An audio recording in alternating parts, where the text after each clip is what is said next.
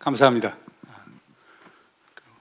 무엇보다도 지금 수해가 상당히 심한데 이런 자리에서 제 강연을 하는 게 적절한지는 모르겠습니다만 아무튼 간에 역사는 진전돼야 하는 것이니까 이런 과정은 있어야 된다고 봅니다. 정봉주 원장님 고맙습니다. 초청해 주셔서. 우리도 정은혜 부원장, 정춘생 부원장 다 아는 분들인데 초청해 주셔서 고맙습니다. 제가 민주당 행사에 와서 이렇게 강연하는 건 처음인 것 같습니다. 우리 국민들 대상으로 많이 강연을 했지만 제 집사람은 민주당 당원인데 저는 당원이 아니거든요. 그래서 나라가 상당히 어렵습니다. 우리 정부는 지금 미국하고 그 핵 협의 그룹이라는 것을 가동을 시켰다. 그래서 컷 캠블 인태 담당 조정관이 서울에 오고 그래서 합의문까지도 내고 그랬죠. 그리고 부산에는 지금 켄터키 함이라고 하는 핵무기를 탑재한 전략잠수함이 지금 와 있고 북한은 그거에 맞서서 ICBM 시험 발사하고 또 오늘 아침에는 또 단거리 탄도미사일 시험 발사를 했죠. 강대강으로 가고 있습니다. 북한은 가진 게 핵하고 미사일밖에 없으니까 그거 갖고 시험 발사 계속 하고 있고 우리 정부는 그거에 대해서 맞서는 게 우리가 하는 것은 기본적으로 소위 삼축 체제라고 해서요. 북한에 대해서 선제 타격을 하는 능력을 갖는다. 선제 타격해서 북한이 선제 타격하는 것을 막겠다는 건데 그걸 실패하면 한국 경미사일 방어를 통해서 요격을 시키겠다. 요격이 실패하면은 대량 응징 보복을 가하겠다라고 하는 삼축 체제. 그건 박근혜 때 만들어서 사실 우리 문재인 정부 때도 그건 계속 유지가 되어 왔고, 근데 현 정부에서 상당히 그걸 이제 강화시키고 있죠. 그걸 위해서 윤석열 정부 취임 이후 1년 동안에 거의 18조에 해당하는 돈을 미국에 줘서 관련 무기들을 이제 구입하고 그랬습니다. 그것뿐만 아니고 한미 연합 군사 훈련과 연습의 강도와 빈도를 상당히 강화시키고 있습니다. 그렇게 하고 미국의 전략 무기를 수시 전진 배치 지금 하고 있고요. 그리고 작년 4월에 이제 윤석열 대통령이 미국 갔을 때 소위 워싱턴 선언이라는 걸 채택을 해갖고 지금까지 있었던 미국의 해구산을 보다 더 제도화시키겠다. 제가 볼 때는 큰 차이는 과거 별로 없는데도 불구하고요. 이제 북한이 조금이라도 이제 핵무기 사용하면은 미국이 핵 갖고 북한을 소위 공격하는 그래서 핵 억지력을 완전히 구축하겠다. 이런 식으로 나가고 있거든요. 강대강입니다. 그런데 아까 이제 김영호 의원님이나 우리 박영진 의원님께서도 이제 말씀을 하셨습니다만은 전에는 이렇게 하더라도 출구가 있었거든요. 2017년을 한번 보세요. 그때 40차례 이상 탄도미사일 시험 발사하고 그랬었죠. 그리고 그때 좀 기억이 납니다. 2017년 9월에 제가 대통령 특보를 하고 있었는데 그 종군 기자들이 거의 30명 이상 서울에 와 있었어요. 그래서 제가 그 인터뷰도 여러 기자들하고 이제 하고 한 적이 있었는데 그때는 대부분 전쟁이 나는 줄 알았거든요. 그런데 그 반전을 이끌어낸 게 사실상 문재인 대통령이었죠. 그러니까 2017년 12월에 이제 평창 올림픽 준비하는 거에서 가는 KTX 안에서 미국 NBC하고 인터뷰하면서 자, 한미연합 군사훈련 우리 중단하겠다. 올림픽 평화라고 하는 걸 만들어 보겠다. 그게 화답으로 이제 북에서 2월 달에 이제 김여정, 김영남 중심이라든 이제 대표단이 오고 그러면서 이제 한반도 상황이 이제 변화하게 된 거거든요. 그래서 4월에 판문점 정상회담이 열렸고, 그 다음에 6월에 싱가포르 북미 정상회담이 열렸고, 9월에 이제 남북 정상회담이 또 열려고 그랬는데, 그래서 반전을 가져왔는데 지금은 그게 상당히 어려워요. 우선 남북한 간의 모든 소통처리 끊어져 있어요. 그건 윤석열 대통령 스스로가 AP통신하고 인터뷰하면서 얘기를 했거든요. 북에서 전화 안 받는다. 우리가 남북 소통 채널이라는 게 판문점에 있는 일반 행정용도 있지만은 우리 내곡동에 그 국정원에서 갖고 있는 통일전선보고 갖고 있는 직통라인이 상당히 중요한데 그것도 지금 작동이 안 되고, 그리고 조선노동당 중앙당사하고 우리 대통령실하고 연결하는 정상간 핫라인도 완전히 중지가 돼 있고, 그 다음에 판문점에 있는 우리 통일부하고 북의 조평통사에 연결하는 일반적인 연락 채널도 지금 작동이 안 돼 있고, 더 중요한 것은 서해 비무장지대 동해에 있는 지금 남북한 군사통신선도 지금 완전히 차단이 된 상태이거든요. 문제는 이런 상황에서 우발적 충돌이 발생했을 때 어떻게 그것을 막느냐라고 하는 것. 지금 그 막을 길이 없는 거예요. 그러면 과거에는 미국이 UN 채널을 통해서 북한하고도 이렇게 대화가 오고 하는데 미국도 지금 평양하고 채널이 하나도 없는 거예요. 그러면 중국이 어떤 평양하고 좋은 관계를 유지하니까 보통 때 같으면 중국이 역할을 할 텐데 중국은 요즘 완전 시큰둥하고 있거든요. 중국이 시큰둥하는 이유는 북한의 핵 문제 푸는 해법을 줬다 이거예요. 그러니까 중국이 얘기한 건 쌍중단이라는 걸 얘기를 했어요. 한국과 미국은 연합 군사훈련과 연습을 중단하라. 북에서는 핵미사일 시험 발사 중지하라. 그러면 신뢰를 구축하면서 나가면서 쌍계 병행이라는 걸 얘기합니다. 그래서 한반도 평화체제 구축하는 거하고 북한의 비핵화를 연동시켜서 동시 병행 추진을 하자. 그리고 그 과정에서 점진적으로 동시 교환 원칙에 의해서 주고받고 하자. 이게 중국이 내놓은 아니거든요. 제가 볼 때는 중국이 내놓은 아니 옳다고 봅니다. 그런데 미국 그리고 현 정부는 그걸 완전히 이제 무시를 했죠. 그러니까 중국 입장에서는 우리가 해법 내놨는데도 전혀 기울이지 않는다.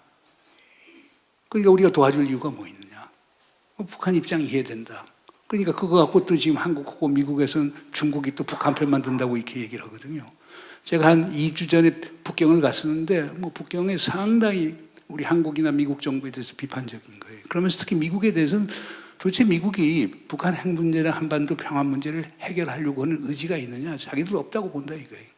그러니까 그런 식으로 상황 만들어서 결국에 한미 삼국 공조 구축시켜 놓고서 동북아에 두 개의 블록 진영을 형성시켜서 중국 견제하려고 하는 것 아니냐. 그걸 명시적으로 얘기를 해요. 상당히 지금 어려운 상황이거든요. 그런데 이런 상황에서 지금 현 정부에서 특히 윤석열 대통령은 모든 탓을 또 문재인 정부 탓으로 하는 거예요. 또는 과거 진보 진영 탓으로 하는 거예요. 그게 유명한 가짜 평화론이라는 거예요.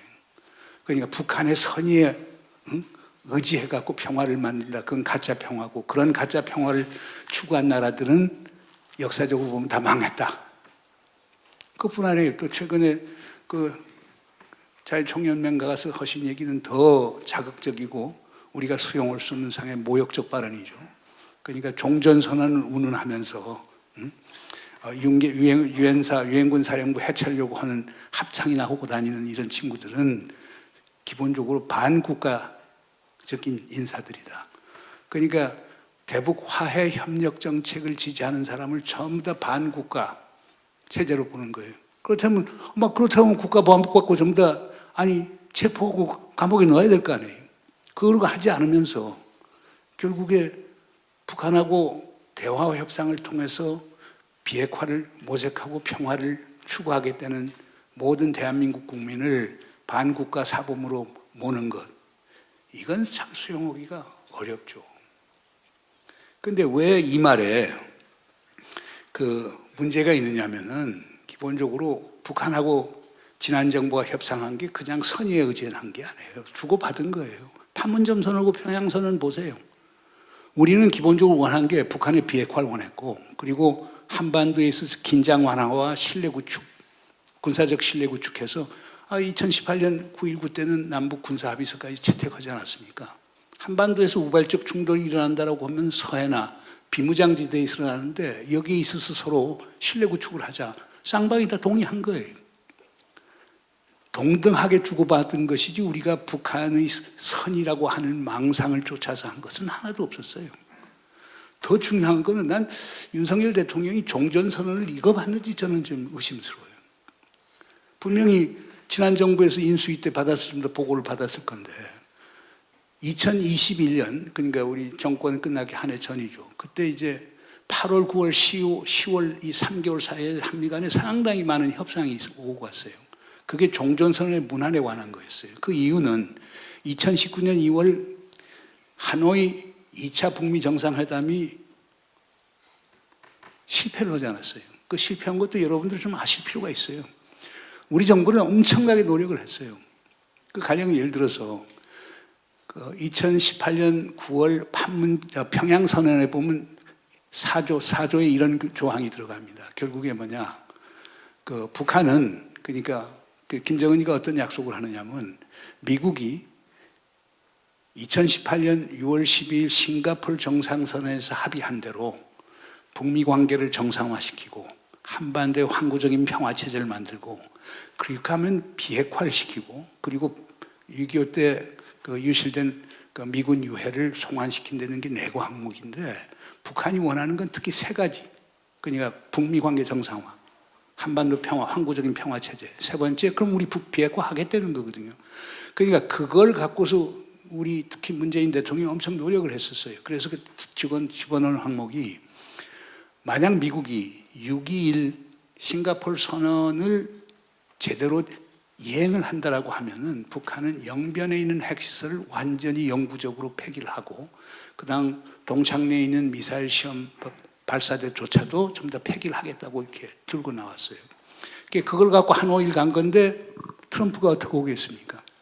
그러니까 김정은 입장에서는 상당히 어려운 제안을 한 건데 왜냐하면 영변 핵시설이요. 이게 사소한 게 아닙니다. 뭐 조선일보 같은 데는 북한이 갖고 있는 핵 능력이 10%밖에 안 된다라고 하는데 그거는 동의할 수 없고요. 미국의 최고의 전문가, 직프리크 해커 박사라고 하는 사람이 있습니다.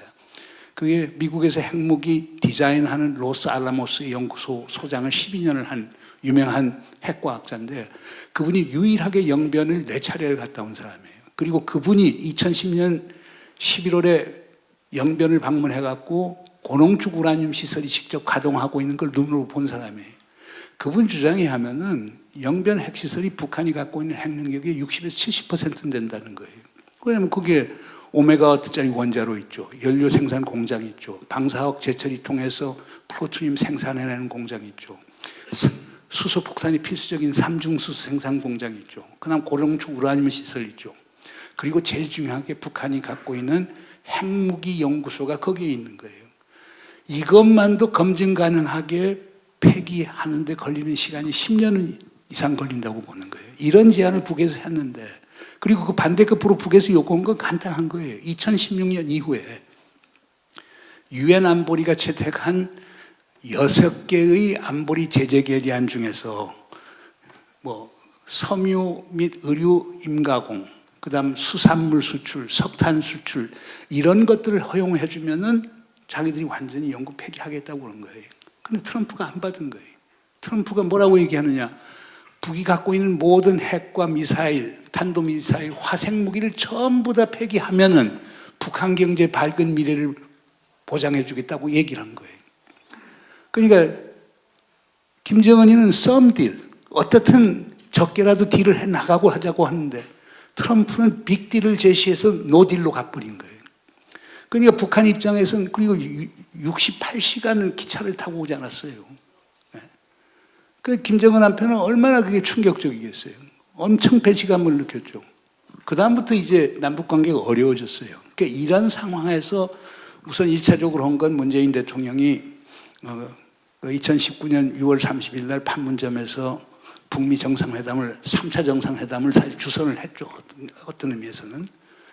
그렇게 해놓고도 진전이 없었던 게 그해 8월에 이제 한미 연합 군사 훈련을 트럼프 대통령은 김정은한테 안 하겠다고 약속을 했다는 거예요. 근데 그걸 한미 연합 군사 훈련은 우리 을지 훈련을 했단 말이에요. 을지 연습을 했단 말이에요. 그 김정은이 틀어지면서 안 나온 거예요. 이 상황에서 돌파구를 만들기 위해서 했던 게 종전선언 아이디어였어요. 그러면 문재인 대통령이 임기 끝나기 전에 종전선언이라도 해서 결국에 남북한 북미 간에 물꼬를 좀 트자 이렇게 해서 나갔던 거예요. 그러니까 종전선언 아이디어가 상당히 상징적이고 정치적인 거고 그다음 그 내용을 보면요. 미국과 한국 간에 합의해서 채택한 그 종전선언 초안을 보면요. 첫째가 70년 된 전쟁을 끝내자. 두 번째로는 한반도에 이제는 평화를 가져오자. 평화를 가져오기 위해서는 정전협정을 하여간 평화협정으로 전환시켜야 될 것 아니냐. 그러면서 결국에 그 과정 속에서 북한의 비핵화, 한반도의 비핵화를 추구를 하자. 그러나 이런 평화협정이 바로 올 게 아니기 때문에 시간이 걸릴 거 아니에요. 그러면 과도기적인 불안정이 올 수 있기 때문에 이걸 하기 위해서는 뭐냐? 과도기적으로든 정전협정 체제를 계속 유지하자. 그 자연히 유엔군 사령부도 계속 유지하자. 요게 골자로 들어가 있는 거예요. 근데 지금 윤 대통령은 이따가 종전선언 유엔군 해체 주한미군 철수를 들고 나오고 이걸 합창하고 있는 반국가 세력이라고 얘기를 한다는 말이에요. 이건 가짜뉴스, 이런 가짜뉴스가 있을 수 없는 거죠. 그건 있을 수 없는 거예요. 근데 나는 우리 민주당에서 그거 갖고 강력하게 반발하는 걸 보질 못했어요. 우리 정봉국 원장님 빼놓고는. 그래서 그러니까 이건 팩트에 관한 거니까 이건 팩트 체크에 관한 거거든요. 근데 이거는 좀 강력하게 얘기해서 그건 기본적으로 아니 그런 내용이 종전선언이라면 보수에서도 반대를 하겠습니까? 정전협정 체제를 계속 유지하고 유엔군 사령부 계속 유지하고 유엔군 사령부 유지하면 주한미군이 계속 있는 건데 근데 그걸 갖고 그런 내용을 주장했다고 해서 그게 반국가 사범이고 그게 가짜 평화고 있을 수 없는 일이죠. 그래서 전 이런 대목에서 상 절망을 지금 하는 건데요. 그럼 한반도에서 지금 평화를 만들기 위해서는 뭘 해야 되느냐. 제가 여러분들이 나눠주신 자료가 지금 배포가 안 되셨는데 제가 보내긴 했는데요. 거기 보면 한 10가지로 간단히 지금 얘기를 해보려고 합니다. 첫째는 인간이 중심이 되는 평화가 돼야 돼요. 역사적으로 보면 전쟁을 누가 일으켰습니까? 엘리트. 힘을 가진 자들이 소수가 만든 거예요. 희생은 누가 봅니까? 일반 시민들이 보죠. 인간을 중심에 놓고 국민을 중심에 놓고 전쟁이 무서운 줄 알고 평화가 소중하다라고 하는 것을 깔고 있으면 전쟁 한 번 못합니다. 근데 전쟁을 너무 쉽게 생각해요. 일반적으로 군대 안 갔다 온 사람들이 전쟁을 쉽게 생각하는 것 같아요. 군대 갔다 온 사람은 얼마나 고생스러운가 하는 것. 특히 우리 젊은 세대들에게는 전쟁 나면 그 부담이 다 누구에게 옵니까? 젊은이들에게 오는 거 아닙니까? 그들이 희생이 되는 거 아닙니까? 그리고 제일 중요한 건 그렇습니다. 그 유네스코 헌장 서문에 나오는 게 있습니다. 전쟁은 인간의 마음에서 시작한다고 얘기를 합니다. 그래서 유네스코가 강조하는 것은 평화의 문화가 필요하다. 사람들이 모두 평화의 문화, 컬처 오브 피스를 갖게 되면 전쟁을 안 할 것 아니냐. 그게 유네스코 헌장의 기본이에요. 그래서 유네스코가 평화의 문화를 확산시키기 위해서 많은 노력을 하는 거거든요. 그러니까 우리는 제가 볼 때는 지금 대한민국이 제일 필요한 것은 전쟁을 너무 쉽게 생각하는 사람들이 많은 것 같아요. 근데 전쟁이 얼마나 무서운 거고, 우크라이나에서 보고 있지 않습니까? 전쟁은 일단 벌어지면요, 막을 수가 없습니다. 사실 제 원래 전공이 중동입니다. 중동에서 일어난 전쟁들 보세요. 한번 시작이 되면 끝나는 게 없어요. 뭐 대한민국도 마찬가지죠. 70년 된 전쟁 끝내지 못하는 거 보세요. 그렇기 때문에 그러면서 저는 강조하고 싶은 게 인간이 사는데 우리가 보통 두 가지 매즐로우라고 하는 미국의 유명한 심리학자가 그 hierarchy of needs라고 해서 인간 욕구의 하이라키라는 얘기를 하죠. 제일 바탕에 있는 게 그 physiological needs라고 해서 basic human needs, 가장 인간의 기본적 욕구라는 거예요. 의식주. 근데 거기 하나 더 붙여서 평화라고 하는 게 가장 기본적인 욕구인 것 같아요. 우리가 말하는 정치, 사회적인 뭐 인권 이런 것들은 매즐로우의 그 인간 욕구의 하이라키 제일 위에 있는 거거든요. 그걸 영어로 self-actualization에서 자기 성취라고 하는 궁극적 목표고, 제일 중요한 건 의식주 문제 해결하고 우리가 불안 속에서 살지 않는 상황을 만드는 게 핵심인데, 그런 점에서 제가 볼 때 제일 중요한 게 인간을 생각하는 평화, 인간이 중심이 되는 평화를 만들어야 된다고 보고요. 두 번째로는 지금 현 윤석열 정부의 핵심은 그거예요. 힘을 통한 평화예요. 막강한 힘을 보여야 북이 항복을 해서 나오거나 아니면 내부적으로 붕괴한다. 흡수통일론이 이제 전제들인데, 근데 그게 이제 나오는 게 유럽이 그 전략사에서 나오는 거예요. 그 유명한 로마 제국의 베게티우스라고 하는 사람이 있어요. 베게티우스 플리비우스라고 하는 사람인데 그 사람이 유명한 말을 했죠. 평화를 원하면 전쟁을 준비하라. 그리고 그걸 체계화시킨 사람이 폰 클라우비츠라고 하는 독일의 전쟁론을 쓴 사람이죠. 19세기에. 유럽은 정말 우리가 놀랍게 우리가 과거사를 이렇게 보면요, 동양은 상당히 평온했었어요. 유럽은 매일이 전쟁이었어요. 특히 중세 이후에는 매일이 전쟁이었어요. 뭐 여러분 뭐 100년 전쟁, 30년 전쟁, 종교 전쟁부터 시작해서 뭐 소위 장미 전쟁 할 거 없이 뭐 유럽의 역사는 전쟁의 역사거든요. 그런 쪽에서 보면 전쟁이 일상이기 때문에 평화가 예외이기 때문에 평화를 원하면 전쟁을 준비할 수밖에 없겠죠. 그러나 우리는 좀 다르다고 봐요. 그러나 이제 여기서 기본적인 이 명제의 기본적인 문제점은 그거예요. 우리가 지금은 그게 일어나고 있지 않습니까? 자, 우리는 평화를 원한다? 그러면 전쟁을 준비하자. 전쟁을 준비하기 위해서는 뭘 해야 되느냐? 군비를 증강해야 된다. 그리고 북에 대해서 적대적 자세를 갖고 군사훈련 연습도 더 강화시켜야 된다. 그럼 북한은 가만히 있나요? 더 강화시키지. 그러니까 북에서 나오는 게 뭐예요? 작년 9월 8일 같은 경우는 북한의 핵무기 강령을 핵교리를 바꿔요. 그래서 과거에는 no first use, 선제 타격 안 하겠다. 이렇게 얘기했다가 이제는 선제 타격도 가능하다. 그걸 제2의 임무라고 하는 표현을 써갖고요. 그러니까 만약 우리의 안보가 실존적으로 위협당하면 우리도 선제 타격할 수 있다. 두 번째 큰 변화는 우리 전술핵 개발했다. 전술핵을 전방에 전면적으로 배치한다고 나온 거예요. 특히 후자가 걱정되는 부분이 많아요. 만약 그게 사실이라면 우리 서울, 경기, 인천 2천만 시민들 북이 위협에 엄청나게 노출되어 있는 거거든요. 어떤 미국 학자가 얘기를 할 때 그래요. 남북한의 물론 한미연합전력은 압도적이다. 북한이 당할 수 없다. 그러나 한국은 window of vulnerability, 취약성의 윈도우를 갖고 있다. 2천만이 다 노출되어 있다. 어디 쏘아도 북의 입장에서는 조준을 할 필요가 없다는 거예요. 만약 그걸 전술핵 갖고 한다? 우리가 감당해낼 수 있어요? 우리 민주주의입니다. 민주주의의 주인은 우리 여러분 국민들입니다. 여러분 개개인 한 분의 생명은 어느 누구보다, 국가보다 더 중요합니다. 그걸 희생할 수 있나요? 지금 우리 구조 자체가 상당히 어려운 구조예요. 이런 구조에서 우리가 힘을 통한 평화를 얘기하고 우리가 강하게 나가면 북한이 이제 무릎을 꿇을 것이다라고 하는, 이거는 너무나 wishful thinking, 희망적인 사고 중에서도 파괴적 희망적 사고라고 저는 이렇게 보는 거예요. 우리 자체의 취약성도 잘 알아야 돼요. 대통령의 존재 이유는 그거예요. 위험을 최소화시키고 그 안에서 국민들에 오는 혜택을 극대화시켜야 됩니다. 그런데 지금 역으로 가는 거예요. 이건 아니라고 이렇게 보고요.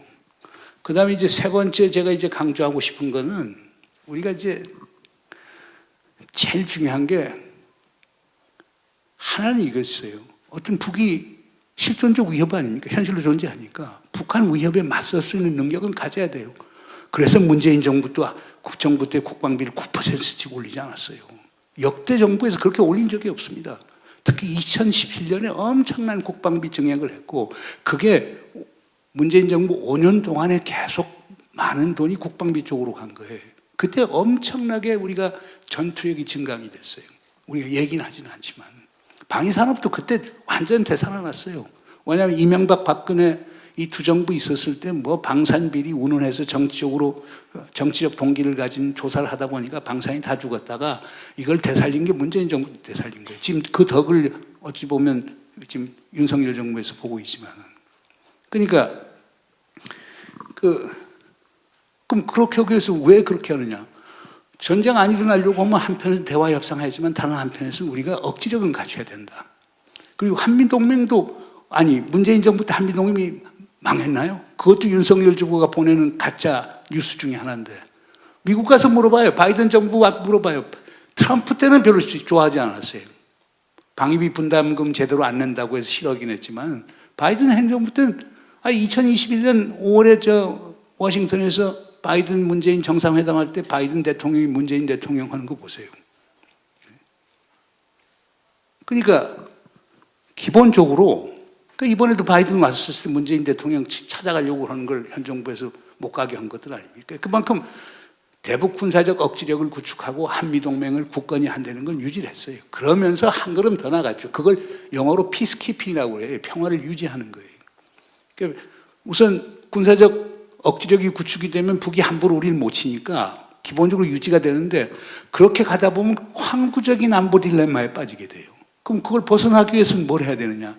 그 다음 나오는 게 피스메이킹이라고 하는 게 중요하죠. 임동원 전 원장님께서도 그 피스메이커라고는 책을 썼지만 피스메이킹은 뭘 얘기하느냐? 긴장을 완화하고 신뢰를 구축하고 우리처럼 정전협정을 가진 데를 결국 정전협정을 평화협정으로 전환시키면서 전반적인 피스 프로세스를 가져오는 거예요. 그러면서 뭐 남북한 간의 군비 통제도 하고 군비도 감축을 하고 이렇게 하면서 전쟁의 가능성을 최소화시키면서 평화의 가능성을 확대시키는 것이 피스메이킹입니다. 그러나 이 자체도 평화의 구조적 원인을 없애는 건 아니죠. 그런데 여기서 핵심은 이거인 겁니다. 지금 같은 상황에서 필요한 거는요, 크라이시스 스테빌리티예요. 위기 안정성을 찾는 거예요. 아까 제가 말씀드렸지만 미국도 역할 못한다. 중국도 역할 못한다. 남북한 간에 모든 소통됐든 차단이 됐다. 서해 같은 데도 우발적 충돌이 일어났을 때 확전될 가능성이 크다. 이런 상황에서 해야 될 게 뭡니까? 그걸 기다렸다가 전쟁을 하는 겁니까? 아니지요. 그런 위기의 안정성을 구축하는 게 필요한 겁니다. 위기 안정성을 구축하려면 대화와 협상을 해야 돼요. 아무리 싫더라도. 지금 그게 없는 거거든요. 그래서 한편에서 피스 키핑을 하지만 다른 한편에서 피스메이킹 노력이 필요한데 현 정부는 그게 현저하게 약하거나 없다라고 얘기를 할 수 있는 거예요. 그 다음에 이제 우리가 중요한 게 피스 빌딩이라는 겁니다. 피스 빌딩이라는 게 용어가 피스 키핑, 피스 메이킹, 피스 빌딩이 비슷한 것 같지만 키핑은 군사적 억제력과 동맹, 피스 메이킹은 긴장 완화, 신뢰 구축, 그 다음에 평화 체제 구축, 그 다음에 군비 통제, 군비 감축도 들어가고 피스 빌딩이라고 하는 거, 평화 구축이라고 하는 건요, 임마누엘 칸트라고 하는 철학자 우리 다 알지 않습니까? 그분이 상당히 한 50페이지 정도 되는 조그만 책자를 17세기에 써냈어요. 그게 영구평화론이라고 하는 겁니다. 그 영구평화론에 따르면은 그 칸트는 뭐냐, 그 당시 이제 유럽이 매일매일이 전쟁이었거든요. 그럼 전쟁에서 벗어나기 위해서 뭘 해야 되느냐? 이 양반은 세 가지 명제를 얘기해요. 첫째 명제가 뭐냐? 무역을 통한 평화예요. 무역하는 국가들은 싸우지 않더라는 거예요. 이유는 뭐냐? 무역하는 국가마다 힘이 제일 센 사람들은 무역하는 자본가들이니까 이들이 전쟁이 일어나면 다 손해니까 그걸 막는다는 거예요.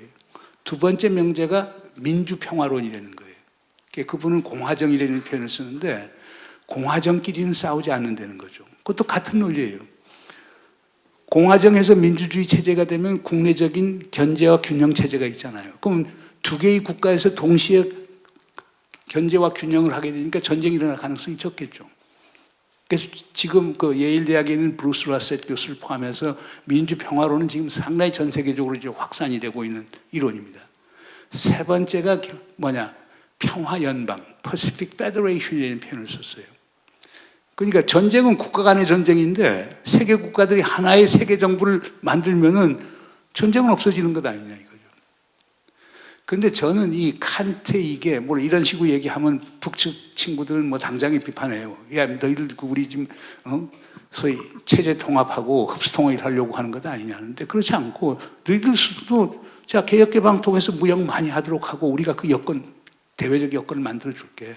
그리고 너희들 지금 유일 지도 체계에서 수용제 갖고 영원히 갈 수가 없는 것 아니냐. 너희들 내부 스스로 결정을 상했지만 그 변화 가져와야 된다.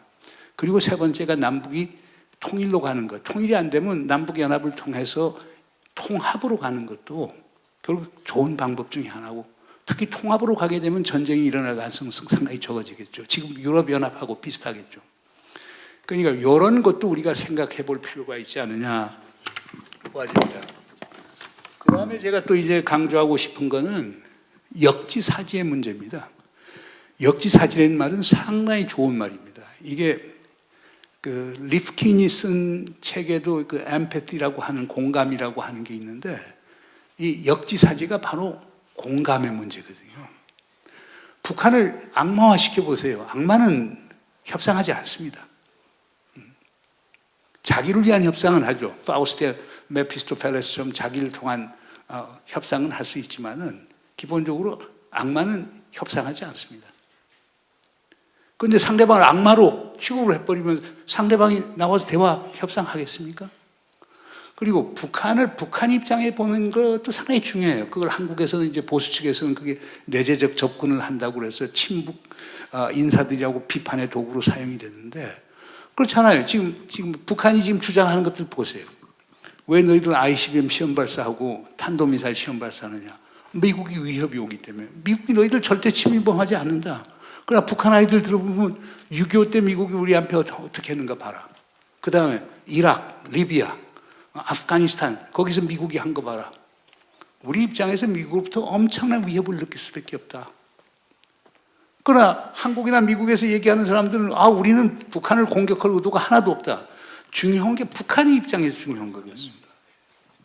그러니까 이 역지사지가 없으면 어떤 문제가 생기느냐. 재미있는 게 이거예요. 요즘 우리 핵무장론 많이 나오잖아요. 우리도 한국도 독자 핵무장을 해야 된다라고 하는데 또 전술핵 재배치하고 뭐 그다음에 핵공유하자라고 하는데 근데 그 논쟁을 보면서 참 이해가 안 되는 부분이 이거예요.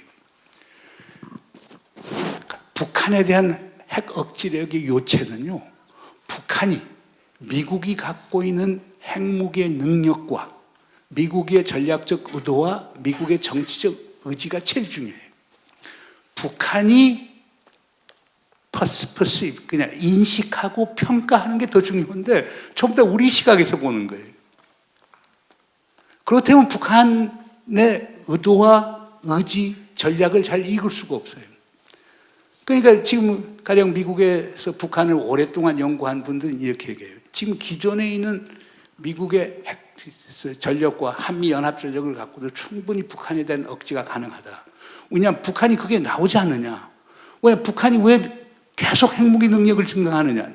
남한의 군사력 증강 때문에 아니라는 거거든요. 미국의 핵전력과 재래식 전력 증강에 따라서 대응하는 거 되는 거예요. 그러니까 이미 미국이 갖고 있는 핵 재래식 전력은 북한에 대해서 충분한 억지력을 가하고 있는데 지금 한국이 계속 그게 작동하지 않는다고 주장하면서 전술핵 재배치하라. 그 다음에 핵공유하자. 뭐 독재 핵무기 만들겠다고 얘기를 하는 거예요.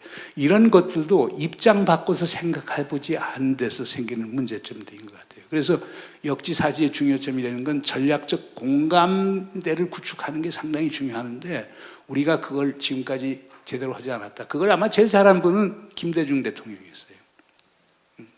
김대중 대통령, 저는 그때 이제 2000년 평양 정상회담도 갔다고 그랬는데 그분은 항상 김정일 입장에서는 어떻게 생각할 것 같아요? 항상 질문을 그렇게 하세요. 오직 했으면 그 준비하는 과정에서도 그러니까 2000년 6월 초죠. 그 김동원 당시 국정원장을 다시 보내잖아요. 보내면서 강조한 게 도대체 김정일이 어떤 사람이야? 그리고 그 사람의 입장에서는 지금 무슨 주장을 할 것 같아? 나하고 어느 게 맞고 어떤 게 상충이 되는 것 같아. 이런 인물을 주고 보냈단 말이에요. 이런 것들이 대표적인 입장이죠. 그러니까 뭐 가령 2007년 노무현 대통령 평양 정상회담에서도 그 첫째 날 김영남 만났어도 분위기가 아주 안 좋았고 둘째 날 오전에 김정일이 하고 백화원 초대석 회의도 상당히 안 좋았어요. 그런데 옥류관에서 오찬하면서 노무현 대통령이 뭐 아주 즉흥 연설을 쭉 하면서 개성공단 얘기하면서 개성공단을 우리 시각에서만 보지 말고 북측 시각에서도 볼 필요가 있다. 이런 말씀을 쭉 하면서 북한 입장에서 입장 바꿔서 하는 얘기를 딱 했거든요. 오후부터 분위기가 완전히 달라져요. 왜냐하면 역지사지는 단순히 입장을 바꿔서 상대방을 헤아린다는 것도 있지만 상대방에 대한 존경을 보여준다는 데도 상당히 의미가 있는 거거든요. 상대방을 recognition, 인정해 준다는 거거든요. 그 인정을 바탕으로 해서 바꾼다는 건데 근데 지금 현 정부는 그게 제가 볼 때는 전략적 공감대는 제로가 아닌가 하는 그런 생각이 듭니다. 또 다른 거는 실사구시의 중요성이죠. 그러니까 실사구시를 중국 사람들이 번역할 때 번역을 참 잘하더라고요. Seeking truth from fact예요. 사실에서 진리를 찾아라. 그리고 실용적 해법을 내라는 거거든요. 지금 우리가 북한의 문제를 다루는 게 이 실사구시가 하나도 없는 거예요. 지금 북한 아이들이 지금 보세요. 자, 핵시설 갖고 있죠. 핵물질 갖고 있죠. 핵탄두 갖고 있죠. 그 다음에 모든 형태의 미사일 다 갖고 있죠. 그 다음에 6번째 핵실험까지 했죠. 그리고 북한이 지금 핵무기를 소형화, 경량화시키고 다종화시켰다고 다 얘기를 한단 말이에요. 지금 북한이 사실상 핵을 가지고 있는 국가랑 똑같아. 그런데 지금 우리가 내놓는 건 북한의 비핵화를 제일 앞에다 내놔요. 어저께 김여정이 발언에도 나왔지만은, 그 상황에서 북에서 그럼 나오겠어요? 그러니까 우리가 비핵화라고 하는 걸 포기할 수는 없죠. 북한 비핵화와 한반도 비핵화라는 걸 포기할 수는 없지만은 그 목적을 설정하되 접근하는 방식에서는 북한의 현실, 북한의 의도를 정확하게 파악해서 소위 팩트에 기초한 대북 전략을 만들고 북한하고 대화 협상을 해야 되는데 그렇지 않고 너무 일방주의적으로 나간다는 거죠. 그거는 재미있는 얘기가 있어요. 윌리엄 페리 장관이 이제 99년에 페리 프로세스라는 걸 하잖아요. 근데 페리 장관이 그때 그 평양을 갔다 오신 다음 그 양반이 자서전에도 그걸 썼는데 자기가 뭐 CIA부터 시작해서 뭐 국무부 국방성에서 각종 정보복을 다 받고 갔는데 말짱황이더라. 그래서 자기가 배운 가장 중요한 교훈은 뭐냐? 북한을 내가 보고 싶은 대로 보지 말고 있는 그대로 봐야 되겠다. 그러니까 그건 상당히 중요한 교훈이었어요. 다 우리가 위스풀 띵킹을 갖거나 우리가 과장을 하거나 과소평가를 하거나 이런 식으로 해서 북한을 봤지 북한을 있는 그대로 보고 거기에 실용적 해법을 찾는 건 아니었거든요. 저는 그런 점에서 제가 뭐 문재인 정부에서 일을 했어서가 아니고 문재인 정부가 내놓은 안들이라는 게 그러니까 한반도 비핵화 문제하고 한반도 평화 프로세스를 동시 병행 추진한다라고 하는 것은 상당히 현실적 접근이었어요. 그리고 뭐 그때는 우리가 북한의 핵능력이라는 걸 분명히 알았고 그래서 거기에 핵심이라는 게 영변 핵시설인데 그걸 북에서 영구적으로 그 다음에 완전히 폐기하겠다. 우리는 상당히 좋은 딜이라고 봤죠.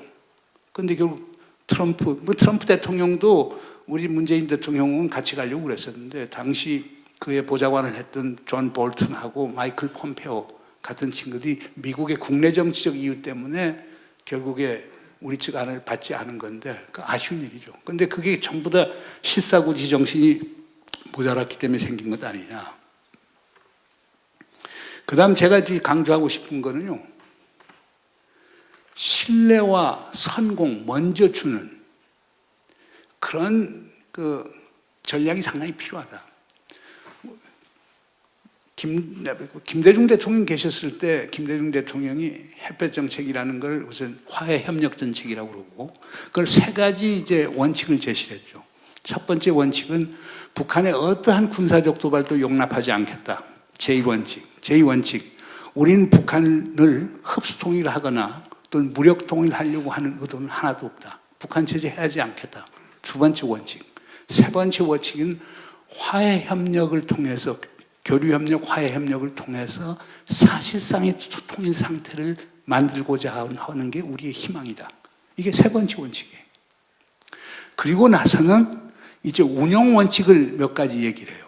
그 첫 번째가 정경분리다. 정치하고 경제는 분리하자. 정치가 경제 앞에 가면은 남북관계는 절대 뚫리지 않는다. 두 번째. 그러면 정경이 분리되는데도 누가 먼저 가야 되느냐? 선경후정, 경제가 앞서고 정치가 뒤에 따르자. 그러니까 자연히 그렇게 되다 보니까 세 번째로는 선민후관회, 민간인이 먼저 앞서고 우리 정부가 뒤에 따르자. 그러면서 선민후관을 딱 하다 보니까 어떻게 되느냐?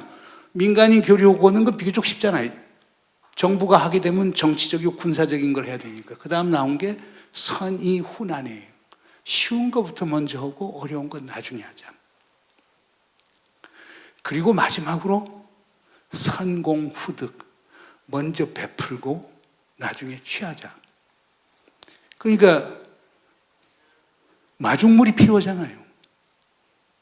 그럼 북에서 사실상 뭐 필요다, 무슨 식량이다 필요하다. 뭐 그건 우리가 사실상 무상으로 준 건 아니고 우리가 이제 유상으로 이제 준 건데 아직 우리가 그 돈을 못 받는 건데 그 돈을 받으려고 북한도 이제 경제가 제대로 살아나야 되는데 계속 제재 아래 있다 보니까 그걸 못 하는 거죠. 근데 저는 김대중 대통령 이런 접근이 저는 아직도 유효하다고 봅니다. 많은 분들은 이렇게 얘기합니다. 북한, 영어로 hopeless, 희망이 없어. 걔네들은 거짓말만 해. 걔네는 거짓말만 해. 그 북한은 핵의학을 절대 버리지 않았어. 그래서 저는 달리 보거든요. 제가 뭐 평양 판문점 현장에 있으면 그 친구들하고 토론도 많이 하고 논쟁도 많이 했지만 걔네들은 난 조건만 맞으면 저는 얼마든지 핵을 포기할 용의가 있다고요. 그 조건의 핵심은 체제 안정성이죠. 그 미국의 적대시 정책과 의도 이거 포기해달라는 거고요. 그 다음 제재 부분 완화해야 되는 거거든요. 얼마든지 핵 포기 용의 있다는 걸 얘기를 하는 건데 그걸 안 받는 거예요. 그 다음에 이제 이것도 자꾸 영어를 써서 죄송합니다만 북한하고 이렇게 쭉 할 때 보면 제가 이제 미국 친구들이나 이제 한국의 보수 쪽에서 이제 잘 파악을 못하는 것 중에 하나는 북한이 거짓말하는 것, 치팅하는 행태하고 해징, 소위 위험 분산하는 행태하고 구분을 못하는 것 같아요. 북한은 완전히 외톨이 국가 아닙니까? 미국이라는 거대 강국, 거기다 한국, 일본까지 포함한 큰 국가들하고 다루는데 자기들이 살 공리는 항상 만드는 거예요. 그러면 최종까지 중요한 거를 포기를 안 해요. 감춰두고 있어요.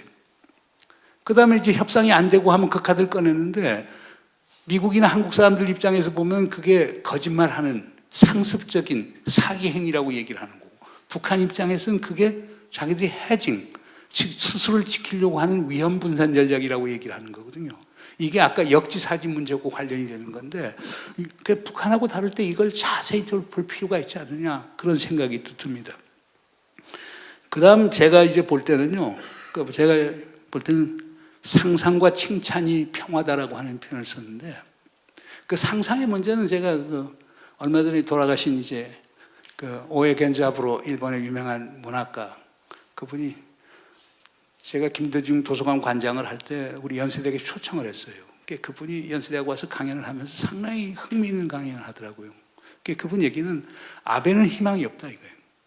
아베는 과거의 망령 속에서 사는 사람이다 이거예요.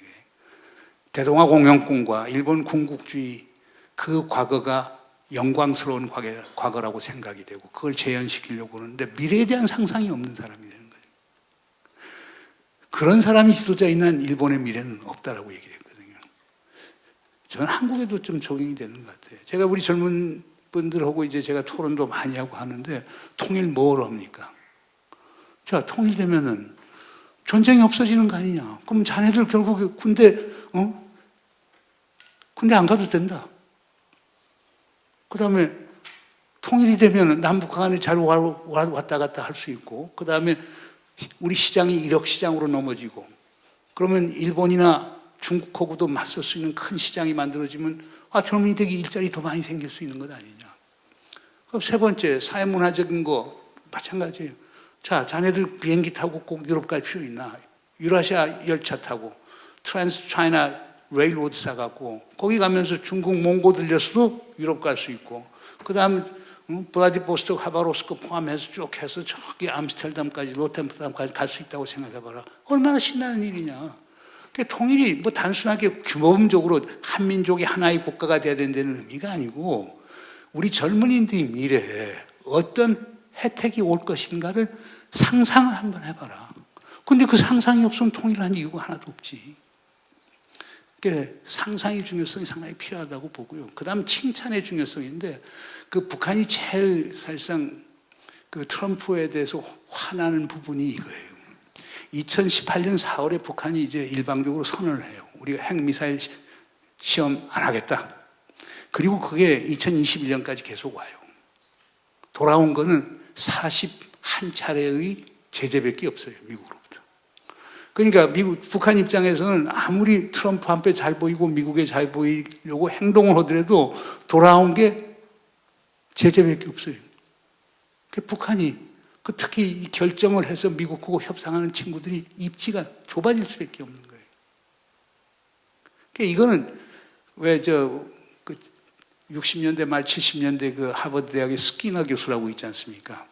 사람이 타고난 거냐 아니면 후천적으로 행태를 조정하고 바꿀 수 있느냐. 스키너는 결국에 사람의 행태라는 것은 환경에 의해서 결정된다. 그래서 그 재미있는 실험 중에 하나가 그 중에 시험한 걸 이제 하나가 뭐냐면 어린아이가 나쁜 행동을 하는 어린아이가 있다. 이걸 어떻게 교정할 것인가. 하나는 파지티브 인듀스먼트라고 해서 자꾸 나쁜 것 탓하지 않고 조그만 일이라도 잘하면은 선물을 주고 계속 주는 거예요. 그렇게 해서 행태를 교정하는 거고, 그 다음에 나쁜 일 하면 계속 야단치고 벌 주고 이렇게 하는 그걸 네거티브 리인포스먼트라고 하는데, 이 두 가지를 했는데 상당히 오랜 실험을 했는데 결국에 파지티브 인포스먼트가 훨씬 행태 교정에 도움이 된다는 얘기를 했거든요. 이 북에도 마찬가지로 해당이 되는 거예요. 북이 조금만 잘하면 아주 강한 인센티브를 주면은 더 잘할 수밖에 없는 건데, 잘하는 행동에 대해서는 리워드, 보상을 주지 않으면서 못한 행동만 찾아서 계속 응징만 하다 보니까 북한이 안 나오려고 그러죠. 특히 외무성 관리들이 나와서 협상을 안 하려고 그래요. 성과 없이 돌아가야 되니까. 그러니까 이거는 뭐냐, 한국이나 미국의 지금 보수적인 분들이 갖고 있는 아주 고질적인 병폐가 있어요. 북한 문제를 죄와 벌, crime and punishment 입장에서 보는 거예요. 북한은 죄를 지었다, 처벌을 받아야 된다. 유엔 안보리 제재 결의안을 통해서 미국의 독자 제재, 한국의 독자 제재, 일본의 독자 제재, 그리고 북에서 뭘 하든지 그건 다 범죄와 연결이 돼 있다. 이런 식의 마인셋을 가진 한은 북한하고 관계에서는 상당히 어려워질 수 있다는 거죠. 그래서 그런 점에서 두 가지예요. 그 블랜차드라는 사람이 칭찬은 고래도 춤추게 한다라고 하는 그 조그만 책자에서 나왔듯이, 북한이 조금 잘하면 칭찬해주고 인정해줬을 때 북한의 진정한 의미에서 행태 변화가 있는 것 아니냐 하는 생각을 하게 됩니다. 그 다음에 이제 있는 것은 경제가 평화라고 봅니다. 나는 문재인 대통령이 했던 평화 경제로는 옳은 얘기라고 보고요. 결국 우리가 생각해 보세요. 동북아 철도 공동체를 만든다, 동북아 에너지 공동체를 만든다. 이 과정을 하다 보면은 북도 우리의 일부가 되고, 북도 또 삶이 나아지고 그러면 북의 변화가 올 수밖에 없습니다. 그렇잖아요. 그리고 북에 있는 분들이 남을 찾아서 오는 것도 좋지만 북이 스스로 잘 돼서 거기에서 스스로의 인생을 영위하는 게 훨씬 그들에게도 도움이 된다고 보거든요. 왜냐하면 남북 간의 이질성이라는 건 존재하기 때문에, 그런 점에서는 결국에 경제가 상당히 중요하다. 그래서 이런 얘기를 합니다. 저는 케인즈라고 하는 사람 잘 아시잖아요. 케인즈라는 사람이 경제학자지만은 1919년 이제 1차 세계대전이 끝나서 베르사유에서 이제 파리 평화협정 협상에 영국 대표로 참여를 해요. 그런데 그때 이제 포앙카레라고 하는 프랑스 대통령은 어떻게 아주 독일에 대한 아주 격한 감정이 많아서 독일에 대해서 엄청나게 이제 응징적 조치를 취하죠. 그래서 전쟁 배상금을 상상을 못할 만큼 이제 부여를 해요. 그러니까 그때 케인즈가 이런 얘기를 해요. 그러면 프랑스도 망하고 독일도 망한다. 그러니까 전쟁이 끝났지만 독일 경제가 살 수 있게끔 숨통을 터놓아야 독일이 정상국가가 되면서 유럽 전체의 경제가 나아지면서 평화가 올 수 있다고 얘기를 해요. 그런데 포앙카레 포함해서 프랑스 사람들이 안 들었죠. 결국 그때 파리 강화조약, 소위 베르사유 체제라고 하는데, 베르사유 체제의 결과로 독일에 엄청난 전비 보상이 들어갔고, 바이마르 공화국이 들어섰지만 결국 그거 감당하다가 경제가 흔들리고, 그래서 1931년 히틀러가, 나치가 정권을 잡았던 거거든요. 그래서 케인즈가 얘기하는 것은 경제가 흔들리면 평화가 흔들린다고 봐요. 경제를 통해서 평화를 찾아야 된다고 보는데, 저희들에게 주는 시사가 상당히 저는 크다고 봅니다. 이제 마지막으로 보면은 저는 이렇게 봅니다. 마지막으로 평화는요, 그리고 전쟁을 끝내고 평화로 가야 한다는 것은 이 시대의 상식이자 역사의 순리라고 봅니다. 그렇지 않습니까? 생각해 보세요. 70년 싸우면서 살았으면 됐지, 왜 찾을 수는 없는가? 저는 이게 항상 마음에 와닿는데, 그러나 시간이 갈수록 전쟁을 선호하는 사람들이 더 많아지는 것 같은 느낌이 들어서, 그럼 그 희생은 누구에게로 가는데? 여러분 모두에게 가는데요. 특히 여러분의 자제분들, 동생, 우리 후손들에게 가는 건데 이 역사의 책임, 이걸 좀 우리 대통령을 포함해서 지금 집권 여당 있는 사람들이 좀 아주 강력하게 깨달았으면 합니다. 이상 마치겠습니다.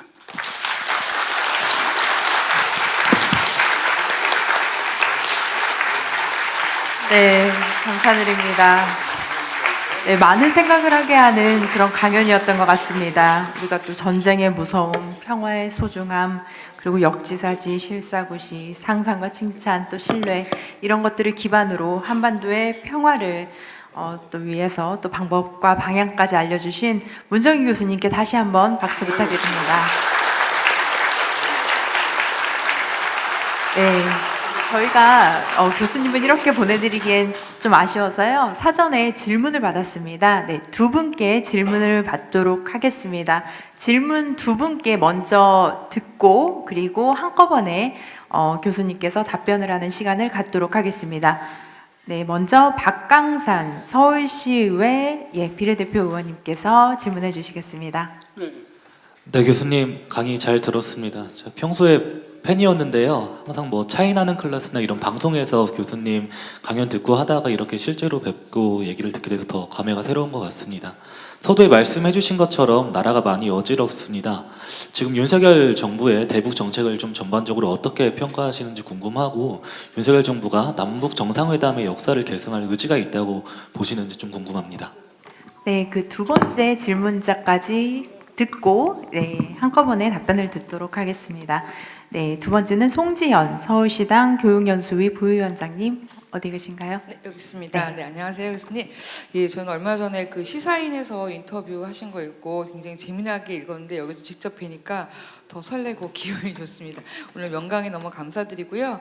사실은 오늘 계속 말씀하신 내용 중에 굉장히 많은 국제 정세라든지 진짜 미국과 중국의 관계라든지 여기에서 저희의 역할 이런 것도 굉장히 많이 말씀하셨는데, 저희 한반도 평화가 저희들이 주도적으로 할 수 있는 가능성이나 길은 없는지 이게 좀 궁금하고요. 그래서 그런 부분에 대해서 교수님의 좀 조언을 듣고 싶습니다. 네, 이상입니다. 두 분 다 좋은 질문 하셨는데요. 그 첫 번째 질문에 대해서는 현 정부의 대북 정책은 뭐 여러분 다 아시지 않습니까? 뭐 통일부 없애기 되는 거랑 마찬가지고, 그러니까 북한 이주 주민들 어디 인권 신장하고 복지 신장하는 게 목적이고, 북한에 대해서는 응징하고 억제하고 제재하고 하는데 포커스가 만져 있기 때문에 과거 정부 정책하고 상당히 다르죠. 뭐 MB 때도 그렇지만 MB보다 더 강한 것 같고, 박근혜 정부 보면은 최초는 어떻든 간에 통일 대박론 얘기를 하면서 통일 준비를 해왔기 때문에, 그러니까 아마 역대, 그러니까 민주화 이후 역대 정권 중에서 YS 때보다도 더 심각하게 북한에 대해서 적대적이고, 지금은 전반적으로 보는 것은 결국에 흡수 통일론적이 상당히 강하고 북한이 곧 망할 것이라고 하는 그런 기대가 상당히 많은 것 같고, 북한을 소위 응징과 척결과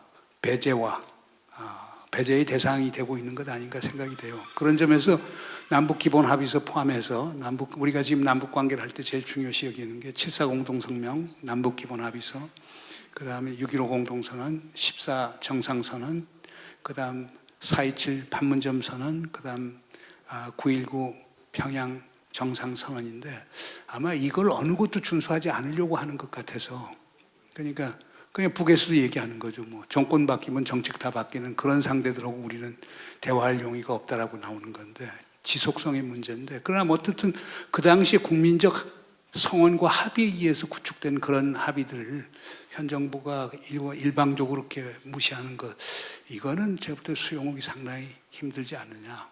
더 중요한 것은 북한하고 대화하자는 사람들을 반국가 사범으로 몰고 있는 그 대통령 스스로가, 이거는 제가 볼 때는 전 수용하기 상당히 힘들다고 봅니다. 정치라는 건 그렇습니다. 우리가 그 야만적 정치는 그렇습니다.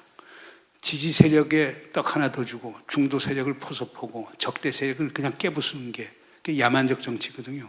게임 민주주의 정치는요, 그러니까 우군을 더 키워나가고 중도 세력을 포섭하고 적대 세력을 최소화시키는 게, 그게 민주주의 체제 하에 있어서 정치의 기본 논리인데, 현 정부에서는 안 그런 것 같아요.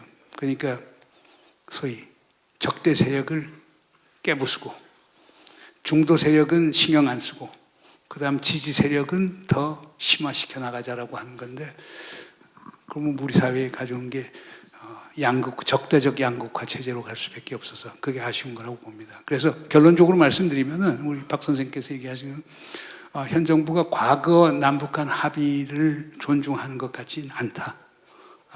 그리고 그 정책이 옳은 것인가? 저는 상당히 회의적이라고 보고요. 그래서 뭐 현 정부가 생각하는 건 그렇죠. 항상 북한하고 하는 거 보면 지금과 같은 위기 상황 속에서 새로운 돌파구를 만들어서 대화 협상을 간다고 생각할 텐데 그 사이클이 올 것 같지가 않아요. 그래서 제가 지금 걱정이 되는 부분이 있습니다. 그 다음에 두 번째 질문하신 것이 강대국 결정론의 문제인데요. 저는 그거에 대해서 상당히 반대 시각을 갖고 있습니다. 평화는 우리가 만드는 겁니다. 평화는 하늘에서 떨어지는 선물 같은 게 아니거든요. 강대국이 만들어주는 건 아닙니다. 물론 분단은 강대국이 일방적 획책에 의해서 된 거지만 평화는 우리가 만들어진 겁니다. 우리 국민들이 깨어있고 우리 국민들이 투철하고 우리 국민들이 단결되고 국민적 합의만 돼 있다라고 하면 왜 미국 신경을 씁니까? 왜 중국 신경을 씁니까? 남부와 북사이에서 얘기하면 되는 거예요. 그런데 우리는 이상하게 세력 균형 결정론이나 강대국 결정론이 우리 학자들이나 정책 결정을 하는 사람 속에 너무나 깊게 들어와 있는 거예요. 특히 현 정부 같은 경우는 미국에 대한 의존도가 너무 높은 것 같아요. 그 김준영 교수가 얘기했던 정말 가스라이팅 있는 것 아니냐라고 하는 의심이 올 정도로 미국에 대한 과도한 신뢰인데, 만약 미국에서 내년 대선에서 큰 변화가 온다, 뭐 트럼프 같은 사람이 됐다, 그거 어떡할 거예요? 우리 갑자기 궤도 선회가 쉽지가 않아요. 그렇기 때문에 대통령이 되는 자리는, 특히 외교 한 번은 전쟁과 평화의 갈림길에서 만들어지는 거기 때문에 항상 위험을 최소화하는 안에서 뭐 정권 이익도 챙기는 거고 국민적 어떤 그 복지도 생각해야 되는 것 아니냐. 그런데 지금은 그 역이기 때문에요. 그러니까 쉽게 얘기해서 미국이 있으면 우리가 걱정할 필요가 없다는 생각이 너무 강한 것 같아요. 그게 과연 그럴까요? 그래서 저는 그거에 대한 회의감이 있습니다. 그래서 그거에 대해서는 두 가지입니다. 하나는 평화는 우리가 만드는 것이다. 우리가 다 같이 한 마음 한 뜻으로 한 목소리를 내면은 강대국 우리 앞에 개입할 수 없다. 두 번째로는 너무 미국 믿지 말아라. 만약 거기에서 삐끄덕거리면은 우리 안보 전체가 위험해질 수 있기 때문에 현명한 지도자는 항상 해징의 논리가 상당히 필요하다. 미국하고 관계를 나쁘게 하는 얘기는 아닙니다. 미국하고 관계는 유지하지만은 과도한 의존은 우리에게 엄청난 부메랑이 돼서 돌아올 수 있다는 것을 염두에 둬야 될 것입니다. 감사합니다. 네, 감사합니다.